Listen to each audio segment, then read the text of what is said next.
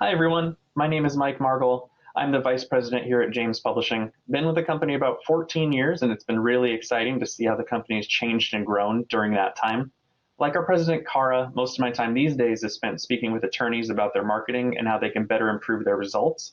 But not just marketing in terms of how can we drive more prospects to a firm, but also what can we do internally to sort of support those prospects, make sure that they become new clients who are well taken care of, and also become great referral sources down the line.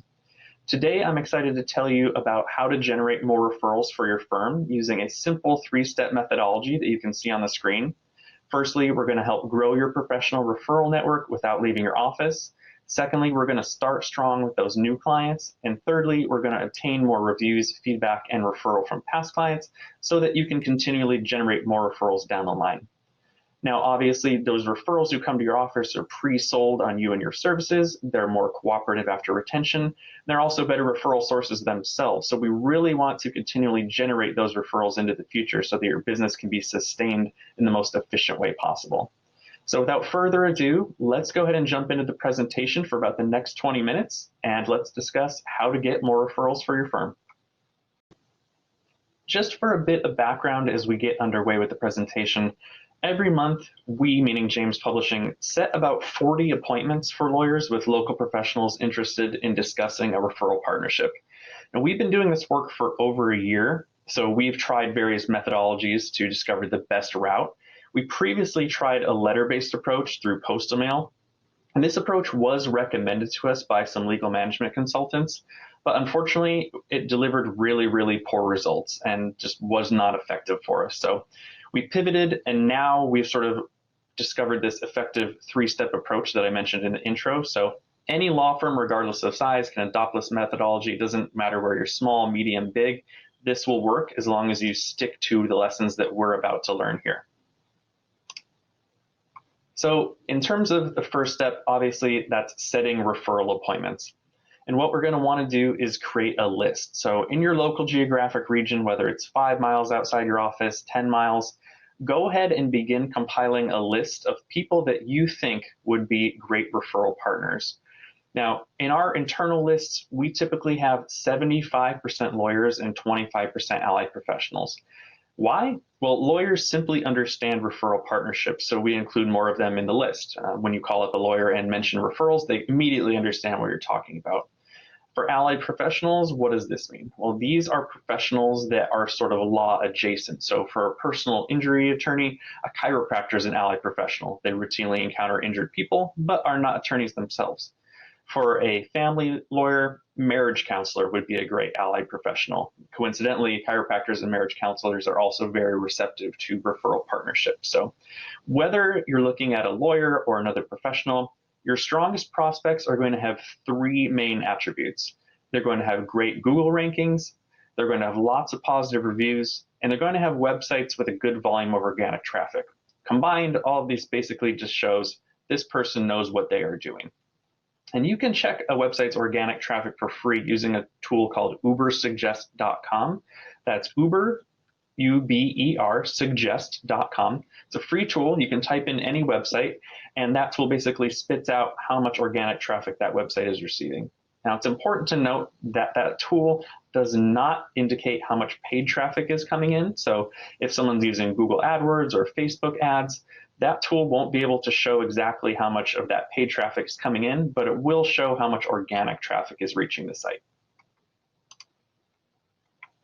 Everything we're talking about here can be delegated, and due to the time-intensive nature of some of these processes, you will want to delegate this work. So not only the list compilation, but since we're talking about phone outreach to these potential referral partners, we're going to want to delegate that task too. So go ahead and give that job to someone who's not afraid of the phone. This person should be personable and understand basic phone etiquette. It's also critical that you set up a digital calendar. Now, this will allow your team member to see your availability. It's really, really important that they don't have to either call over to you to find out your availability on a particular day or go check a paper calendar. The digital calendar is a very critical aspect to this. You can use a tool like Calendly or Bookify, Schedule Once. There are plenty of digital calendars, and most of them are very, very cost effective as well. Incentives also go a long way. So be sure to reward your team member for a job well done. There is some grinding nature to this, picking up the phone, obviously attempting to get referral appointments from people who may not know your firm. So go ahead and incentivize this effort. That incentive is going to be minimal compared to the potential revenue you will gain from those referred clients. So don't be afraid to reward your team member. As I mentioned just a bit ago, we initially started with a postal mail campaign, and I personally worked on this effort here at James Publishing, and we sent thousands, if not tens of thousands of letters, but did not have a good success rate. First of all, it's expensive. The postage just racks up. It's a lot of paper being generated, so it can get very, very unwieldy and very, very expensive very quickly. So we switched over to phone outreach, and it's been much more effective. So as your team member begins outreach to these either attorneys or local professionals, it's very likely that during that call, they're going to encounter a gatekeeper at the other business. Think of how your own firm operates. When someone calls your firm, typically an office administrator, office manager, paralegal, etc., may answer the phone. So that's likely what's going to happen at the other business as well. But that's completely okay. We actually have found that we can be successful speaking with the gatekeeper. So that typical conversation with the gatekeeper will be very, very quick, and it's a very, very simple script that we found to be effective. So let me run through it really quickly, and then on the next screen, I will actually show you the script so you can sort of log it down. And the script goes a little something like this. Hi, my name is Mike, and I'm calling from the Jones Law Firm. We're a personal injury firm here in Orange County. Our founding attorney, Janie Jones, asked me to reach out to see if Tom Smith might be interested in speaking about a referral partnership. We regularly encounter clients we'd like to refer out, and we've heard great things about your firm. May I please have Mr. Smith's email so I can send an explanatory message? Thanks. And can you please transfer me to Mr. Smith's voicemail? That's all it is. It's very, very quick, very, very simple, and very, very straightforward. It's not critical that you reach Mr. Smith live, and the odds of that happening are, like I mentioned, fairly low. What works is really conveying interest in having a really quick 15-minute exploratory phone call and having access to calendars for each party. So if interest is there, that appointment can be scheduled right away. Those digital calendars, like I mentioned, whatever tool you're using, can be set up to provide automated reminders to both parties. So not just you yourself would receive a reminder, but your interested referral partner also gets a reminder so that they continually understand when they're supposed to have this appointment with you. The emails and voicemails that your team member delivers to those potential decision makers at the business, that is what's going to bring return calls from those professionals or gatekeepers themselves ready to calendar those appointments. More than 2/3 of our referral partner appointments are set from these return contacts. So again, let your team member know not to get discouraged that they're continually reaching gatekeepers, having to send emails, leave voicemails, etc. The effort will pay off over time, so they should expect the gatekeepers and not be frustrated by it. This is that script I just read, so you'll be able to sort of log it down. Again, it's very, very straightforward and very, very quick. The primary thing you're looking to do here is just let the person know that you're interested in that referral partnership. So if you want 2 appointments per month, which we recommend, plan on your team member calling and emailing for about 4 hours each month. And you may say to yourself, well, why 2 appointments? Why not 4 or why not 8? Well, it can quickly get overwhelming, and that's not just from a time perspective. Remember that each appointment is about 2 hours of dialing. So if you have 8 appointments, your team member is spending 16 hours on the phone. But not only that, you actually need to follow up with these new referral partners yourself. So if you have 8 appointments in 1 month, you have 16 appointments, the next month, because you actually have to keep in touch with those first 8 contacts, the next 8 contacts, the month after that. Now you have 24 contacts you need to stay in touch with. No one will send you a referral unless you keep in touch with them, right? So we recommend about 2 appointments per month, and we found that that's about the ideal quantity for a busy attorney's life. If one of these appointments gets canceled, which is not unusual, it does happen, people are busy, it's not a problem, go ahead and seek to reschedule it. This person was obviously interested, so don't just let them float off into the ether. Let's try to re-engage them. They may be a really valuable referral partner for you down the line. Some specialties and locales are also harder than others. Now, we've set appointments nationwide through every single state, and some areas are just really, really tough for some reason. So You may encounter in your geographic area that you've made 10 calls and you've gotten 0 responses. Don't give up. Keep expanding that referral network search outward. So instead of that 5 or 10 mile range, maybe you have to go 20 miles out, but keep working at it. You will succeed. We've never failed to set those 2 appointments per month. So just keep at it. Keep up that grind. You will get to the appointment number that you want. Now, obviously, you've reached the point that you are having this initial referral conversation. So what to ask and what to say? Well, it's more important to listen than speak during the initial call. You really want to learn exactly what that potential referral partner is about, what they're looking for. So let's learn, first of all, a little bit about that professional's practice. How did it start? How do they get leads and clients? What type of cases do they handle? What is the practice's case volume? What's their ideal client? Keep all of this early part of the conversation on the prospective partner rather than speaking about yourself. And try to learn some personal things too. So do they have family members? What do they like to do outside of the office? Do they have plans for the future? These personal touches are going to come important to you later as you continually follow up. People really, really appreciate that you know a little bit about them and ask. So imagine it like a friend. You're just staying in touch, asking them how things are going, et cetera, et cetera. This builds trust over time. Once you've listened, obviously you want to provide the same information about yourself in a concise manner. So again, mostly listen, but talk and hit those same points that you just asked to the other party. Now we've had the call, hopefully it went really well. We want to engage the new referral partners, but how do we go about doing that? So in order to make the relationship work, like I just mentioned, you're going to need to have some follow-up efforts in place. An easy starting point right after the call is go ahead and send just a friendly email. Doesn't need to be anything lengthy, but go ahead and just shoot off a quick email. Mention something personal in that email that you learned. So whether it's the business plan for the future or family member or something like that, maybe you learned a favorite restaurant they have around town. Mention something personal in there so that they know you were paying attention.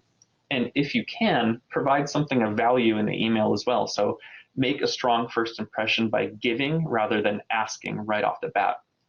For our lawyers in particular, what we do is offer informative booklets branded in the new partner's name, as well as a proprietary marketing book. So right from the get-go, we are providing value, knowing that it's really hard to send a referral 5 minutes after you had your first call, right? So what else can we do in the meantime to show value to that person?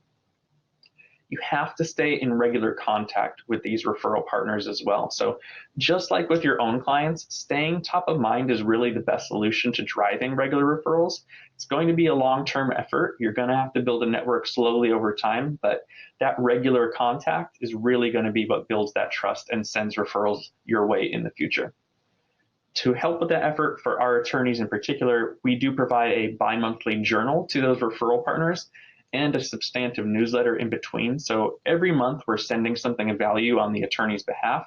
It's not always the same thing. Maybe one day it's marketing advice, maybe something is a little bit different the next time, but we're always sending something of value, even if there's not a direct one-to-one referral partnership that particular month. Which of course brings us to the next area, when you can't cross-refer. It's not always possible to have that one-to-one referral partnership. That's just not the way that real life works, right? So in such cases, you really have to think of other ways you might be able to help your new referral partner. You have to provide value to keep that relationship balanced. Easy way to do that, you can send modest gifts tailored to the referral partner's interests. That's really quick and easy to do. They really appreciate that. It's thoughtful. Like I said, it lets them know you're paying attention. Always provide a personal note as well. So if you can write a handwritten note, it doesn't have to be anything fancy or long, just a little note to say, hey, thinking of you, etc. Here's this gift. Perfect. You've shown value. You're staying in touch. Meanwhile, if someone is sending referrals your way, you definitely want to send lots of gives, thank yous, and status notes back the other way. Communication is key here. That person is kind of going out on a limb sending you a referral, hoping that that new partnership at your firm goes well. So you're building trust with that new partner by continually updating them on the status of that new case with that new referral that just walked through your door. We are huge believers in the power and usefulness of quality content. Obviously, at James Publishing, that's really what we hang our hat on, as cars like to say. So The gives we send on behalf of our attorneys usually include custom branding of booklets that referral partners can use at their practices. So if we have a frequently asked question booklet for a family law attorney and that person is your new referral partner, we can brand that booklet for them, send it to that person so that they can use it at their firm. We've just shown value. To demonstrate expertise in a different way, we also provide tips for both attorney and non-attorney sources about how to improve their marketing and business strategies. So even if they're not an attorney, we definitely want to be providing value in some way. Maybe we can give them some advice about how to run a better business, some tips that have worked for other businesses in our experience, etc. Again, showing value in any way possible, even if you can't send a referral directly back to your new referral partner. Now, part 2 of this, of course, is you've already had part 1, which is, of course, generating your list. You've reached out to these referral partners, you've had your initial contact, and you sort of understand what you can do to sort of maintain value and strengthen those relationships in the future. But part 2 of this is starting strong with new clients. When they walk through your door, they're coming with some expectations, right? They've been referred to you, they expect really great things. So how can we start strong with those new clients? A simple, effective way to do this is with a welcome kit. It's nothing, no rocket science here, just a welcome kit. But if you send the welcome kit in digital form, it doesn't cost you anything, and it can be delivered immediately upon retainer. So boom, right away, they walk through the door, they've signed the retainer, they have this digital welcome kit as soon as they get home. Now, we also like to tie the welcome kit with what we would call a reassurance email series, which sort of explains the work going on behind the scenes and what lies ahead. This is really useful when there's a delay between retention and visible work product. So let's say someone gets injured, they come, they sign the retainer, their injury matter isn't going to be resolved in a week or 2 weeks, it might be months. So what can we do in the meantime to reduce the anxiety of that matter? Hold the client's hand. We do this through education. We explain what's happening, explain that everything's going to be fine, letting them know the work that you are doing to get them to a better place in their lives. And even better, if you write these items once and drop them into what we would call an autoresponder system, and this could be a system like MailChimp or Constant Contact, SendGrid, again, there's plenty of these systems out there, you will find that the initial client communication requirements really start to diminish. So you've written something one time, you can now use it over and over into perpetuity.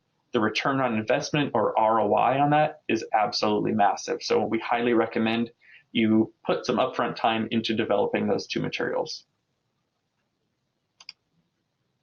Here's just a little example of some of the materials you could send or could include in a welcome kit. If you have, some frequently asked questions that you've answered, maybe even something from your website. I visit a lot of attorney websites, and a lot of them have some really great frequently asked question areas. Go ahead and convert that into a nice PDF.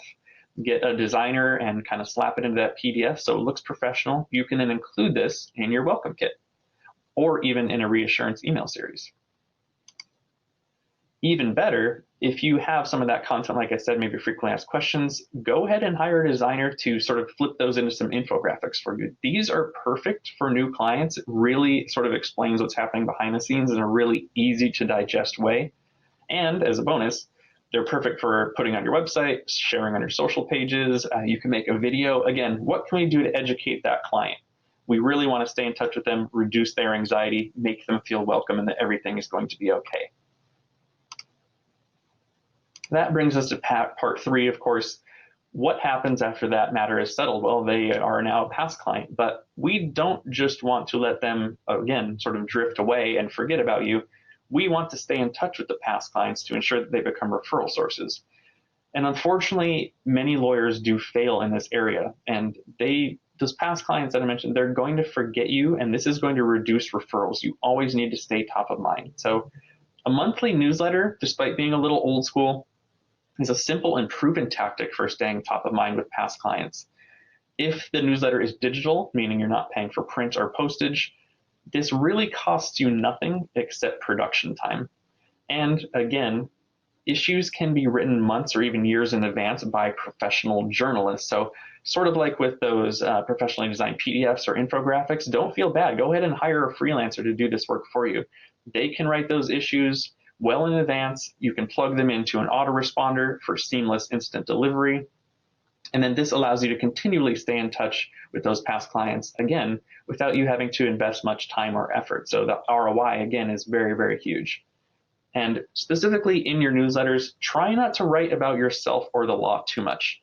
Your clients are hopefully past their legal troubles at this point, and they're going to gravitate toward tips for smarter living, healthier lifestyles. We really like things like recipes and fun facts, things that everyone will find interesting, because we always want your past clients to look forward to that newsletter rather than being, oh no, another newsletter.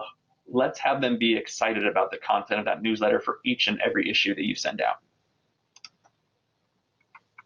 Now, another critical component to maintaining those relationships with past clients and ensure they send you referrals is to seek feedback, testimonials, and reviews. And unfortunately, we don't encounter many lawyers who routinely do this, but how are you going to continuously improve your firm if you don't know where it falls short in the eyes of your clients? So there are a couple of things you can do here. We like to use a short and simple form that asks for numerical rankings of key service delivery functions.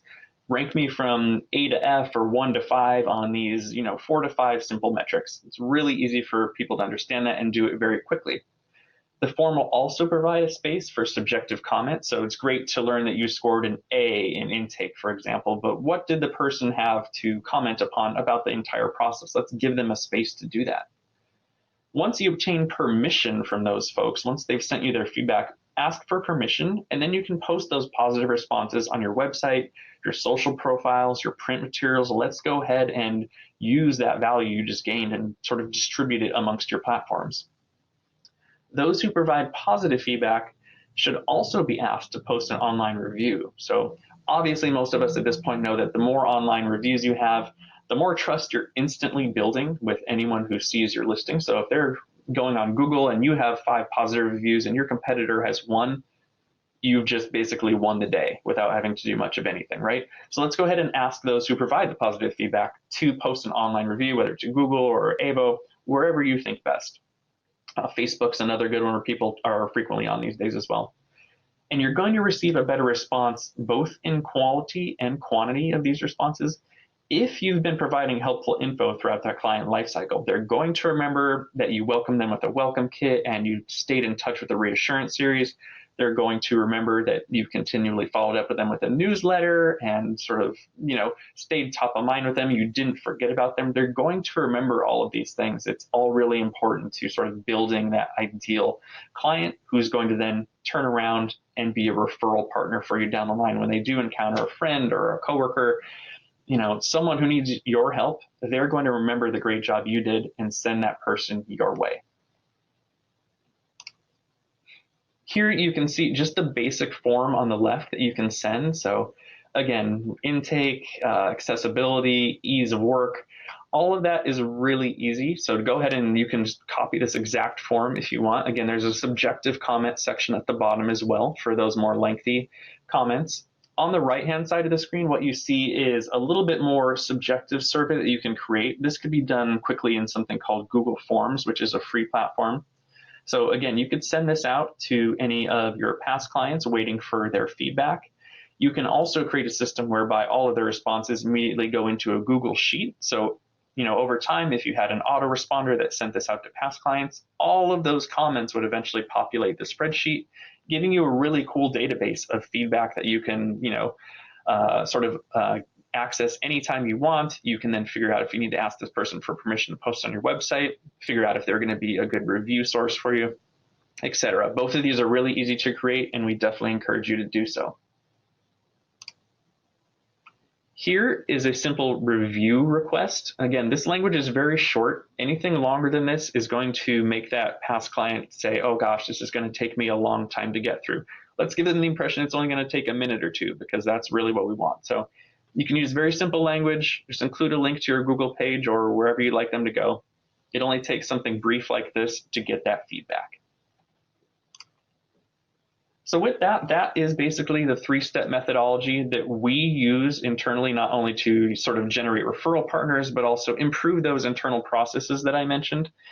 So if you have any questions about anything I mentioned, again, it could be anything from the referral partners to the list generation to the phone script, newsletter delivery, autoresponders. I'm familiar with all of this. So feel free to reach out to me either via phone or email, or if you want to schedule an appointment to chat more in depth, go ahead and go to my schedule link there at the bottom of the page. More than happy to speak with you. Thank you very much for watching my presentation, and wishing you all the best with your referral generation techniques. Thanks again. Have a great day. Bye-bye.